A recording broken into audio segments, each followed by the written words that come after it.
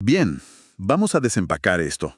Para quienes nos escuchan hoy, prepárense para una exploración a fondo que es, digamos, verdaderamente reveladora. Totalmente. El material que tenemos sobre la mesa se basa en fragmentos fascinantes del libro El camino del despertar del doctor Mario Alonso Puig. Y la misión de este análisis es desentrañar un mapa asombroso sobre cómo nuestra mente consciente, nuestro inconsciente oculto, nuestro cuerpo físico y, créanlo o no, nuestro intestino. Así es, el intestino. Exacto, como todos estos elementos están absoluta y profundamente interconectados. El objetivo central de hoy es descubrir cómo dejar de ser un simple personaje, atrapado en un guión repetitivo, para finalmente conectar con la persona auténtica que reside en el fondo. Es un viaje fascinante. Lo es un recorrido que toma conceptos de neurociencia de vanguardia, los cruza con filosofía, con sabiduría ancestral, y plantea un cambio radical en la forma en la que se entiende la biología humana y la psicología cotidiana. Y lo fascinante aquí es la premisa que abre esta obra. Establece una paradoja monumental sobre la experiencia humana. Porque la inmensa mayoría del tiempo, las personas viven dirigidas por un guión inconsciente que ni siquiera escribieron. El texto plantea que hasta que no se hace consciente lo inconsciente, ese guión oculto seguirá tomando las decisiones de la vida. Y trágicamente se le seguirá llamando destino. Se actúa con base en traumas de la infancia, expectativas ajenas, reglas sumamente rígidas, todo bajo la ilusión de la libertad. Claro, cuando en el fondo solo se está interpretando un papel. Exactamente. Un papel muy limitado y a menudo diseñado puramente para la supervivencia emocional. Y ese contraste entre el personaje y la persona es el pilar de toda esta filosofía. El material detalla que todos los seres humanos llevan heridas emocionales de los primeros años de vida. Esas heridas generan una fractura interna. Una división profunda. Así es. Y para proteger esa zona vulnerable, la mente crea a este personaje, que es una armadura, una serie de comportamientos defensivos. Es quien la gente cree que es, pero no es la identidad real. El autor rescata una metáfora visual bellísima de la película de Disney, Valiente. Oh, es un gran ejemplo. Sí. En esa historia hay un conflicto constante entre la joven princesa y su madre, la reina. La reina educa a su hija desde sus propias limitaciones, imponiendo reglas estrictas, actuando desde el guión que a ella misma le enseñaron. Actuando desde su propio personaje. Y esa fricción termina rasgando un tapiz familiar invaluable. Ese tapiz roto simboliza a la perfección la división interna, esa herida que separa el ser auténtico del deber ser. Para deshacer el conflicto, la reina tiene que abandonar su rigidez, reconocer sus propias heridas ocultas y reparar ese tapiz.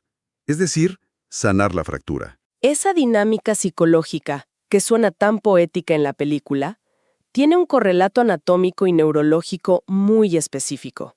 Y esto es clave. Ese personaje rígido, obsesionado con las reglas y el control, opera casi en su totalidad desde el hemisferio izquierdo del cerebro. El de la lógica. Del cerebro encargada del mundo estructurado, lógico, dualista, busca eficacia a toda costa y tiene una intolerancia absoluta por la ambigüedad y las paradojas. Le huye a lo que no entiende. Exacto. El problema surge cuando este hemisferio confunde su pequeño y limitado mapa con la totalidad de la realidad y despliega mecanismos de defensa para convencer a la mente de que no hay absolutamente nada seguro más allá de esos bordes conocidos. Lo cual conecta perfecto con la anécdota histórica de Alejandro Magno que menciona el libro. Ah, sí, esa historia es fantástica. Cuenta la historia que cuando Alejandro llegó con su ejército al límite de lo que en ese entonces se consideraba el mundo conocido, sus generales entraron en pánico. Como los mapas se acababan ahí, creían literalmente que iban a caer a un abismo o ser devorados por monstruos, y le rogaron que diera la vuelta. El miedo a lo desconocido. Pero Alejandro respondió que las mentes mediocres se quedan dentro de los límites del mapa, mientras que los grandes exploradores van más allá. Y al cruzar esa línea de terror, descubrió la India. Es una analogía brillante para entender al hemisferio derecho del cerebro. Totalmente. Porque mientras el izquierdo se aferra desesperadamente a las líneas del mapa, el derecho es el explorador que conecta con el territorio real. Es holístico, profundo, está en sintonía con las sensaciones del cuerpo y procesa el mundo a través de metáforas.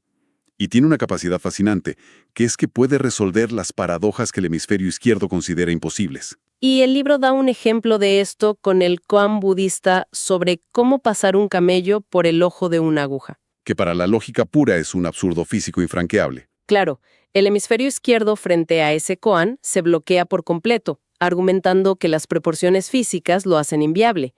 Pero el hemisferio derecho, al no estar atado a la literalidad y comprender contextos espaciales y metáforas, encuentra la solución con pura eficiencia. ¿Y cuál es la respuesta del monje Zen? Simplemente tomar la aguja, alejarse del camello, colocar la aguja muy cerca del propio ojo y mirar a través de ella.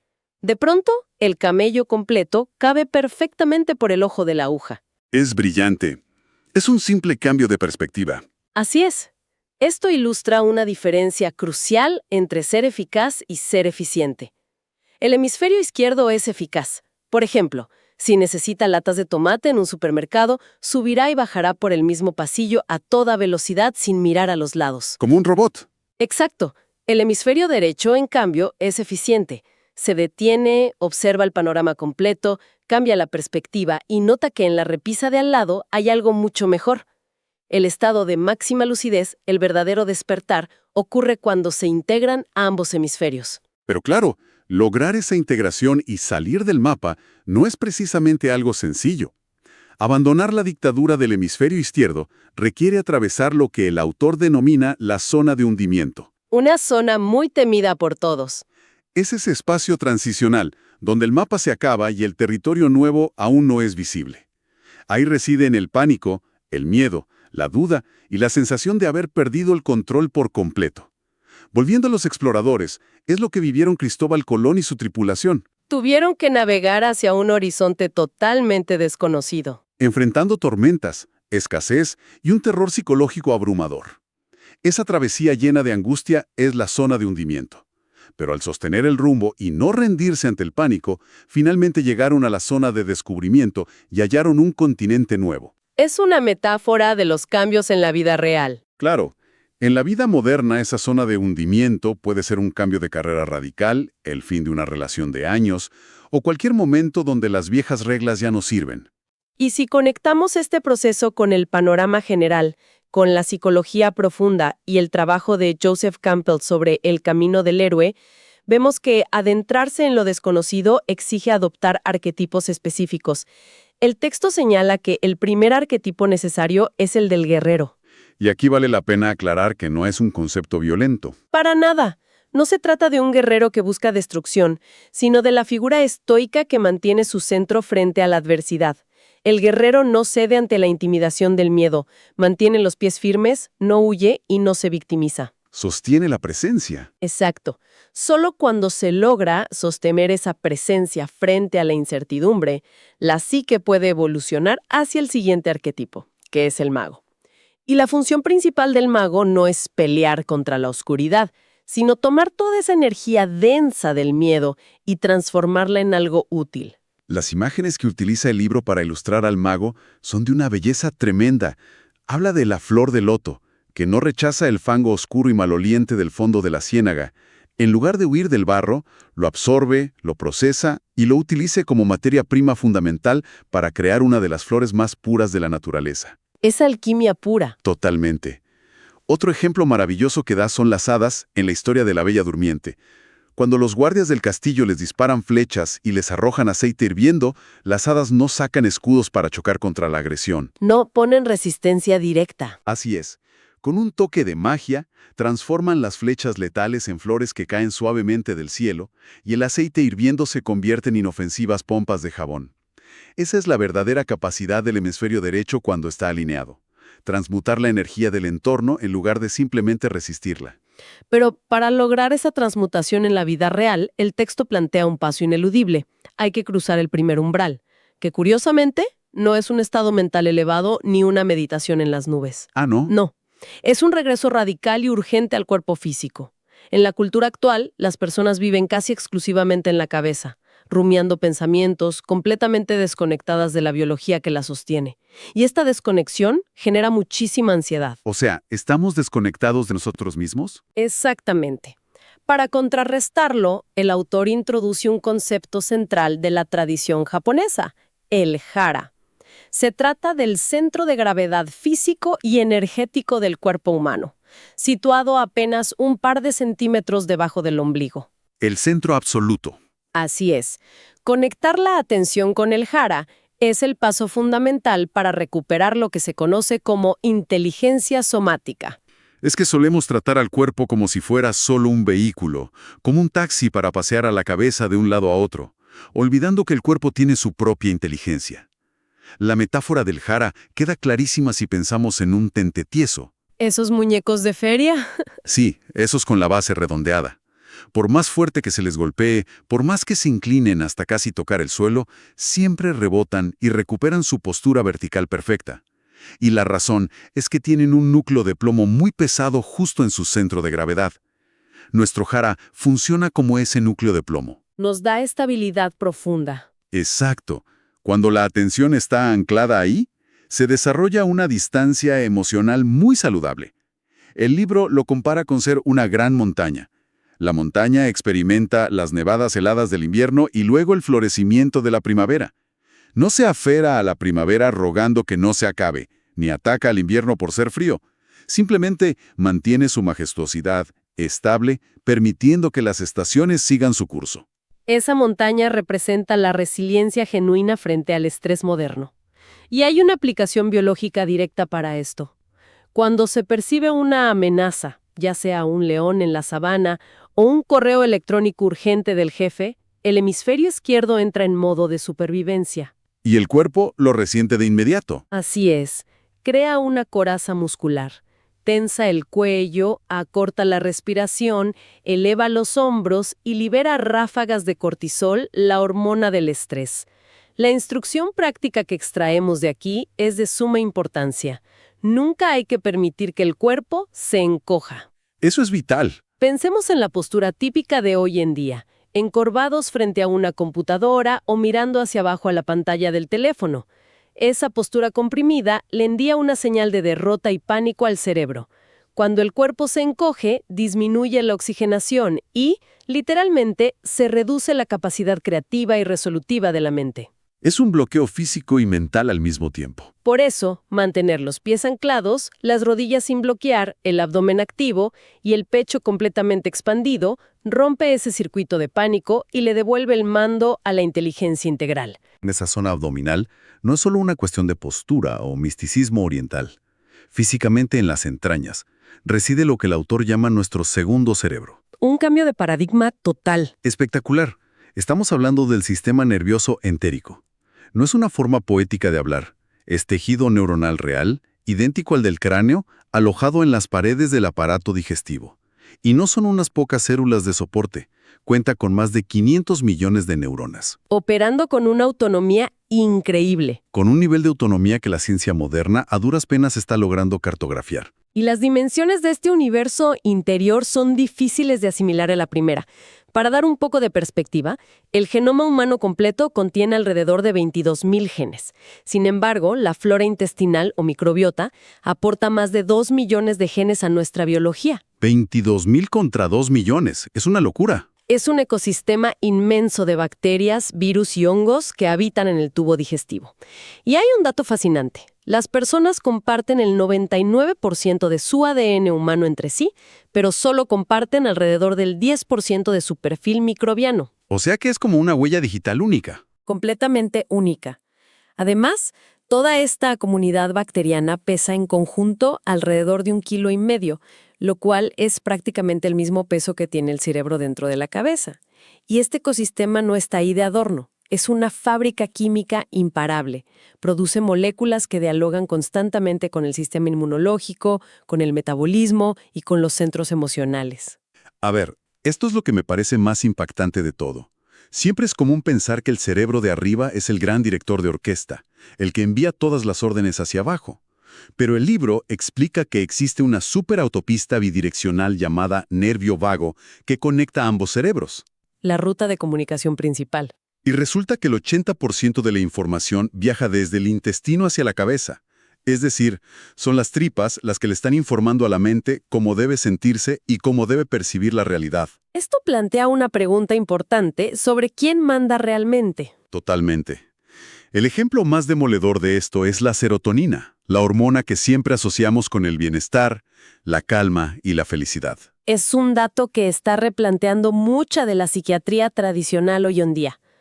Si la serotonina es vital para regular el estado de ánimo, el sueño y la sensación de seguridad en el mundo, lo lógico sería pensar que se produce en la cabeza, ¿cierto? Eso es lo que nos han enseñado siempre. Sin embargo, las investigaciones detalladas en el texto muestran que entre el 90 y el 95% de toda la serotonina del cuerpo se sintetiza en el tubo digestivo, gracias a células que son directamente reguladas por la microbiota. Es asombroso. Esto significa que si el ecosistema intestinal está alterado, estresado o mal alimentado, la producción de bienestar literalmente se paraliza. La capacidad fisiológica de sentir alegría y paz mental depende en gran medida de la salud de las bacterias intestinales. Y el gran drama moderno es que esas bacterias están sometidas a un asedio constante. Para explicar cómo ocurre este daño, una buena forma de visualizar un intestino sano es pensar en una imponente ciudad medieval amurallada. Una gran fortaleza. Sí, esa ciudad tiene un puente levadizo muy selectivo que solo baja para dejar entrar a mercaderes amigables. En este caso, los mercaderes son los nutrientes, vitaminas y el agua.